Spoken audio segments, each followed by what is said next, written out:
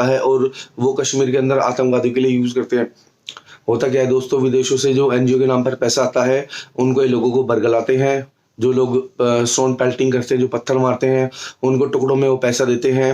Basically underground worker होते हैं जो कश्मीर में इन चीज़ों को मैनेज करते हैं, एनजीओ से पैसे लेते हैं और उनको पैसा सप्लाई करते हैं। इसके अलावा जो अंडरग्राउंड वर्कर होते हैं, वो आतंकवादियों के ठहरने का, उनको एक सेफ रूट देने का और उनको हथियारों का जो है हथियार मुहैया कराते हैं आतंकवादियों को। तो उस मारे में एनआईए ने छापेमारी की है। और इसके अलावा दोस्तों चैरिटी के नाम पर विदेशों से फंडिंग लेता था, दुबई, मलेशिया, तुर्की, सऊदी अरब, वहाँ से इनके पास पैसा आता था। तो इस चीज़ में उन्होंने छापेमारी की है और इनका इस्तेमाल जम्मू कश्मीर जो है आतंकी funding, terrorist activity, human trafficking, काफ़ी जगह इनका यूज़ होता था। और ज़्यादातर इनका यूज़ आतंकवाद को बढ़ावा देने के लिए और कश्मीर में आतंकवाद को फैलाने के लिए होता था। तो दोस्तों एनआईए के मुताबिक जिनके परिसरों में छापेमारी की है, उसमें जम्मू कश्मीर कोऑर्डिनेटर के खुर्रम परवेज़ और उनके सहयोगी परवेज़ अहमद और बेंगलुरु की स्वाति शेषाद्री जो हैं, उनके जम्मू कश्मीर ऑफिस और बेंगलुरु ऑफिस पर छापेमारी की गई है। इनके अलावा दोस्तों जो स्वाति हैं, इनका जो लिंक है वो जम्मू कश्मीर पार्टी और पीडीपी से इनका लिंक मिलता है और जो खुर्रम परवेज़ है उनकी पार्टी से भी इनका लिंक है। इसके अलावा दोस्तों जो है एनआईए ने बहुत सारे डिजिटल इलेक्ट्रॉनिक्स भी जब्त किए हैं।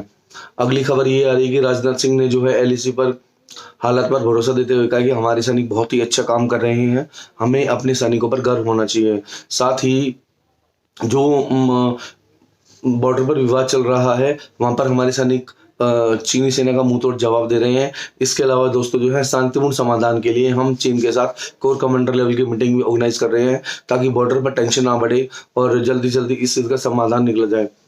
कल एक खबर निकल कर आ रही थी, चाइना ने इंडिया को ये कहा है कि डीएस्केलेशन, डिसएंगेजमेंट जो है वो सबसे पहले भारत की तरफ से होनी चाहिए। हालांकि चाइना ने ये भी कहा है, भारत अपनी मीडिया से ये कह सकता है कि पहला स्टेप चाइना ने लिया है। चाइना ने डी एस्केलेशन सबसे पहले कहा है। बेसिकली चाइना दो तरफा खेल खेलना चाहता है। एक तरह तो ये भारत को झुकाना चाहता है कि पहले आप अपनी सेना को पीछे कीजिए। दूसरी चीज़ जो है, चाइना ये दिखाना चाहता है कि हम बड़े भी हो जाए और हमारा नाम भी छोटा ना हो। इसके अलावा दोस्तों अगर हमारी भारतीय सेना पीछे हटती है तो जैसा कि आपको पता है कि हमारा रोड ट्रांसपोर्ट और लॉजिस्टिक सपोर्ट जो है वो चाइना के बराबर नहीं है। हमारा जो लॉजिस्टिक सपोर्ट है वो चाइना से कम है। उन्होंने वहाँ पर जो है रेलवे ट्रैक, सड़क और अपना जो छोटा मोटा एयरपोर्ट है, एयरवेज है, वो वहाँ पर बनाया हुआ है। भारत के जो पहाड़ी एरिया है वहाँ पर इतना भी लॉजिस्टिक या इंफ्रास्ट्रक्चर डेवलप नहीं है। तो अगर दोनों सेनाएं पीछे होती हैं, चीनी सेना अगर कुछ करती है तो सेना को पूरा मौका मिल जाएगा चीनी सेना को करने के लिए। भारतीय सेना जो है उतनी त्वरित कार्रवाई नहीं कर सकती है, तो भारतीय सेना इसको मानने वाली नहीं है। भारतीय सेना ने साफ कह दिया कि जब तक बॉर्डर पर शांति नहीं होगी वो अपनी सेना को पीछे नहीं करेंगे। दोस्तों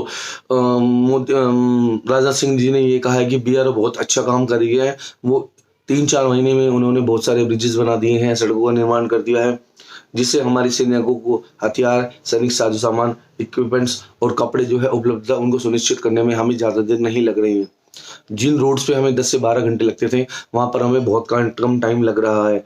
इसके अलावा उन्होंने ये भी कहा है कि बीआरओ कठिन परिस्थितियों में और दुर्गम एरियो में जो चोटियों के जो एरिया हैं, जो बॉर्डर में लगते हुए एरिया हैं, चाहे अरुणाचल प्रदेश का हो, चाहे वो उत्तराखंड का हो और चाहे वो सिक्किम का हो, वहाँ पर जो चाहे लद्दाख का हो, वहाँ पर बीआरओ बहुत अच्छा काम कर रहा है और ये रोड बनाकर जो है लाइफलाइन लोगों की सुधार रहा है और कनेक्टिविटी इससे बढ़ रही है। इसके अलावा उन्होंने पाकिस्तान की तरफ इशारा करके कहा कि सीज फायर और आतंकवाद का उल्लंघन करने पर माकूल जवाब दिया जा रहा है। आतंकवादियों को बिल्कुल भी बर्दाश्त नहीं कर जाएगा। मोदी सरकार की जो पॉलिसी है जीरो टॉलरेंस की आतंकवाद के खिलाफ। अगर पाकिस्तान में कुछ भी इसके बारे में कहा तो हम उसको मुंहतोड़ जवाब देंगे। दोस्तों पाकिस्तान ने अब ये मान लिया है। अभी उनके असेंबली में एक बात हुई थी जहाँ पर उनके एक संसद ने ये कहा है कि जो हमने भारत में घुसकर पुलवामा अटैक किया था, ये इमरान खान सरकार की बहुत बड़ी उपलब्धि है। तो पाकिस्तान ने अब साफ साफ मान लिया है कि उन्होंने ही पुलवामा अटैक कराया था। इसमें सारा का सारा हाथ पाकिस्तान सरकार और आईएसआई उनकी खुफिया एजेंसी का था। जो हमारी पार्टियां, हमारी भारत की जो क्षेत्रीय पार्टियां हैं, जो ये बोलती थी कि इतना बड़ा अटैक कैसे हो सकता है और इतना बड़ा आरडीएक्स कहाँ से आया था, काफ़ी सारी क्वेश्चन उन्होंने उठाए थे।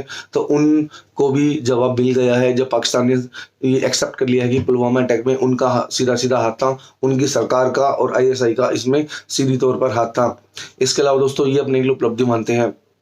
उसके अलावा एक खबर निकल के और आई थी, जो बालाकोट स्ट्राइक हुई थी उसमें जब मीटिंग हुई थी जिसमें उनके विदेश मंत्री शाह महमूद कुरैशी, इसके अलावा पर इनके जो बाजवा, इनके जो आर्मी चीफ है, उनकी टांगे कांप रही थी और उनको पसीना छूट रहा था। तो उनके जो मंत्री हैं उन्होंने बाजवा को कहा था कि आप प्लीज करके हमारे वर्धमान जो है नौसेना के वायुसेना के जो अधिकारी हैं उनको वर्धमान वर्धमान जो है उनको छोड़ दीजिए, अभिनंदन वर्धमान को छोड़ दीजिए, वरना जो है भारत 9 बजे पाकिस्तान पर अटैक कर देगा। तो उसमें भी उनको दिख रहा था कि भारत का खौफ पाकिस्तान के नेताओं और उनके आर्मी चीफ के अंदर कितना था, जब उनकी टांगें कांप रही थी और उनको पसीना छूट रहा था। तो वहां उनके मंत्रियों ने कहा था कि प्लीज आप जो है अभिनंदन को इंडिया को वापस दे दीजिए, वरना पाकिस्तान का जो नामो निशान नहीं बचेगा। तो दोस्तों अब इन दो चीजों से साफ हो गया है कि पुलवामा अटैक एक सुनियोजित तरीके से की गई कार्रवाई थी, जो पाकिस्तान की आईएसआई के द्वारा की गई थी आतंकवादियों को भेजकर, और जिसमें पाकिस्तान सरकार का पूरा पूरा सपोर्ट था। तो एनआईए इस चीज को 2 महीने पहले ही उजागर कर दी थी। 10,000 पेज की चार्जशीट में उन्होंने सारा डिक्लेयर किया था, कौन सी गाड़ी इस्तेमाल की गई थी, किन किन आतंकवादियों का नाम था, कौन कौन इसके पीछे था। तो सर ये हमारी जो क्षेत्रीय पार्टियां हैं इनको मानने के लिए तैयार नहीं थी, जो हमारी बड़ी बड़ी पार्टियां हैं, बट अभी उनको भी बहुत करारा जवाब मिल गया है जब पाकिस्तान ने एक्सेप्ट कर लिया है। फर्दर कोई अपडेट होती है तो आपको इस बारे में अपडेट करता हूँ। अगली खबर जो आ रही है वो सऊदी अरब से है।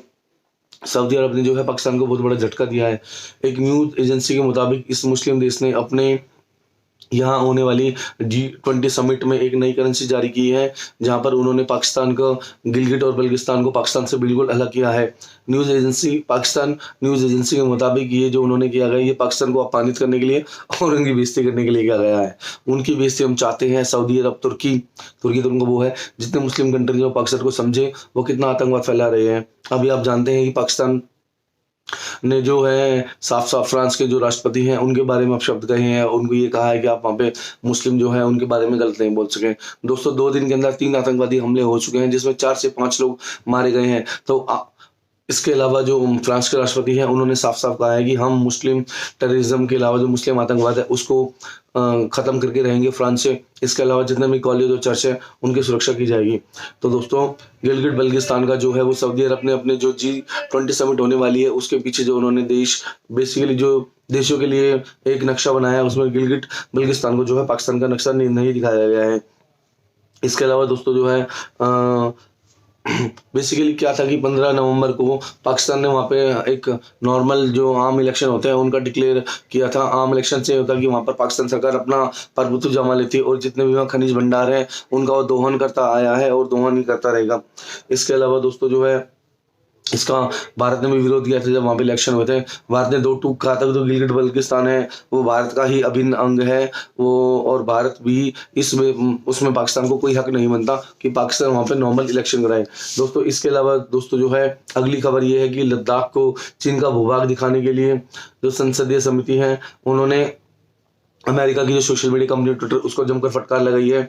उन्होंने कहा है कि ट्विटर को ये कहा है कि ये जो मामला है ये राजद्रोह के मामला है, मतलब ये देश से गद्दारी करने के बराबर है। इसके लिए बहुत बड़ी सजा का प्रावधान है। इसके लिए ट्विटर इंडिया के जो टीम मेंबर थे वो संसदीय समिति के सामने पेश हुए थे और उन्होंने माफी मांगी थी, बट संसदीय समिति ने कहा है कि ये बिल्कुल ये सब कुछ नहीं है, हमें मेन जो ट्विटर अमेरिका है उनसे लिखित में माफी चाहिए। अगर वो माफी नहीं देता है तो उनके खिलाफ बहुत बड़ी कार्रवाई की जाएगी। तो दोस्तों आप समझ सकते हैं कि जो भौगोलिक हमारा क्षेत्र है, जो हमारा देश का नक्शा है, उसे छेड़छाड़ करना कितना ट्विटर का महंगा पड़ सकता है। अगर ट्विटर ने कोई लिखित में माफीनामा नहीं दिया या कोई अपना मौखिक तौर पर कुछ नहीं कहा तो दोस्तों कोई बड़ी बात नहीं, ट्विटर को भी इंडिया में बैन कर दिया जाएगा। मोदी सरकार पहले ही कह चुकी कि भारतीय राष्ट्रीय एकता, संप्रभुत्व और अखंडता के लिए किसी भी प्रकार का समझौता नहीं किया जाएगा, चाहे वो कोई भी हो।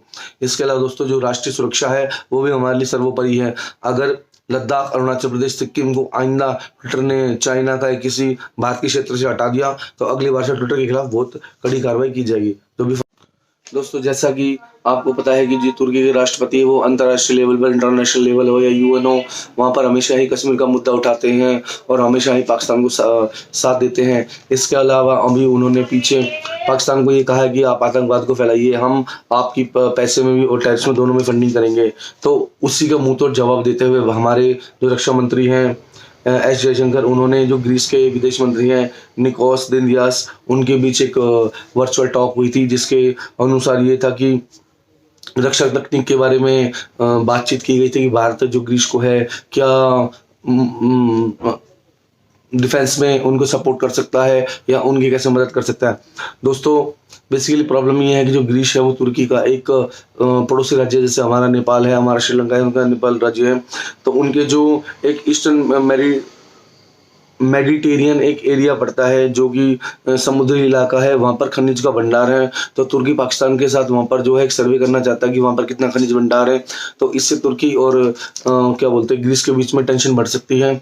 तो उसी परिस्थिति का अध्ययन करने के लिए, उसी परिस्थिति को सपोर्ट करने के लिए भारत ने ग्रीस के बात की है। और और इसमें जो है तुर्की और पाकिस्तान सैन्य अभ्यास करना चाहते हैं, जिससे तुर्की और ग्रीस की टेंशन बढ़ सकती है। तो जिसकी वजह से ग्रीस चिंतित है, और इसी वजह से भारत ग्रीस के साथ जो है बेहतर संभावनाओं को देख सकता है। ग्रीस के लिए भी सबसे अच्छी अपॉर्चुनिटी की इतना बड़ा डेमोक्रेटिक कंट्री और इतनी बड़ी मिलिट्री पावर का जो देश है वो इतना बड़ा जो ग्रीस के साथ आ रहा है, तो सनद रहेगी जो उनके राष्ट्रपति हैं तुर्की के साथ हमारे रिलेशन खराब हो रहे हैं और ग्रीस के साथ हमारे रिलेशन पहले ही अच्छे हैं। और इसमें जब हम उनकी क्या सैनिक और डिफेंस तौर पर भी अपडेट करेंगे तो इसमें तुर्की को भी मिर्ची लगेगी और तुर्की को भी सीख मिल जाएगा कि ग्रीस एक अकेला देश नहीं है, ग्रीस भी भारत के साथ है। तो दोस्तों जो भी इस बारे में फर्दर अपडेट होगा मैं आपको बता दूंगा।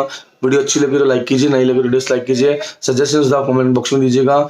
पुराने बटन पर पुरानी वीडियो मिल जाएगी, वहाँ आपको देखिए। तब तक के लिए जय श्री राम।